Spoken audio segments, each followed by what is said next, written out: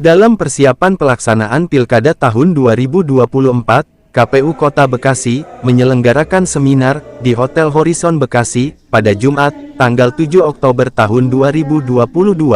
Saya hari ini melaksanakan seminar persiapan Pilkada 2024. Sebenarnya satu bentuk prepare KPU Kota Bekasi untuk melaksanakan Pilkada 2024 yang sebentar lagi akan kita laksanakan. Kegiatan ini kita melibatkan beberapa komponen masyarakat dari berbagai macam unsur, serta pihak-pihak yang memiliki kepentingan dan tanggung jawab agar pelaksanaan Pilkada 2024 dapat berjalan dengan baik, efektif, efisien, dan berkepastian hukum. Seminar ini dilaksanakan dengan tujuan menyamakan satu frekuensi dengan pihak-pihak terkait tentang pentingnya pemilihan kepala daerah atau pilkada.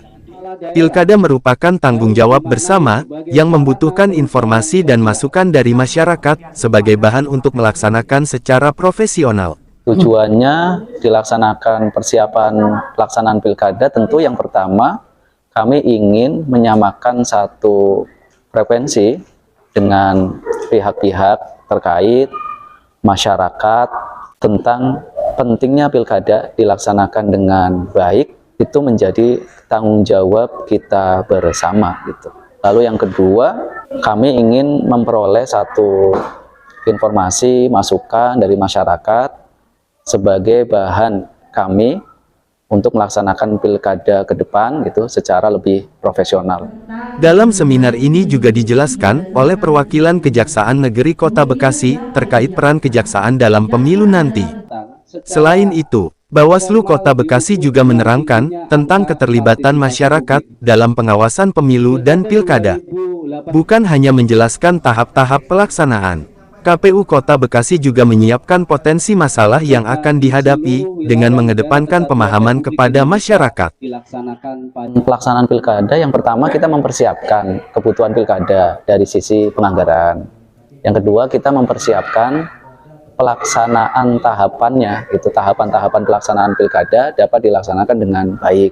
Lalu yang ketiga, kita mempersiapkan potensi masalah-masalah yang ada di lapangan, tantangan-tantangan pilkada 2024, sehingga dari sekarang bisa kita antisipasi dan kita susun satu rencana aksi agar ketika masalah itu muncul, kita bisa cepat menyelesaikannya secara baik.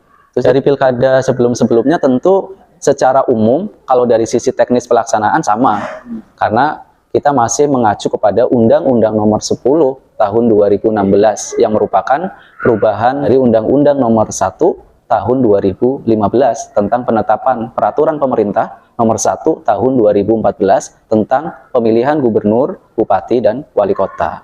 Namun tantangannya tentu kan berubah. Tantangan pertama, kita melaksanakan pilkada setelah pelaksanaan pemilu.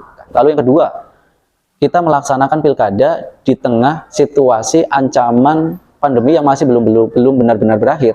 Sehingga dalam pelaksanaannya kami tetap menganggarkan pengadaan sarana protokol kesehatan. Tapi harapan kita kan sudah selesai mudah-mudahan ya. Lalu yang ketiga, tentu pilkada yang sudah beberapa kali dilakukan, kita kan berharap terjadi peningkatan kualitas kedewasaan politik. Oleh elit politik berarti kan harus bisa diwujudkan dalam bentuk metode kampanye yang baik, tidak menggunakan metode kampanye yang berpotensi melanggar asas-asas pemilu seperti money politik, kampanye sara, nah itu. Lalu yang kedua, bagi masyarakat kita berharap kedewasaan politik itu tumbuh dalam bentuk masyarakat bisa memilih, memastikan calon kepala daerah yang terbaik itu berdasarkan alasan-alasan yang rasional. Karena kan kita harus beranjak dari demokrasi prosedural menuju demokrasi yang lebih substantif. Itu Bang Nugi menurut saya.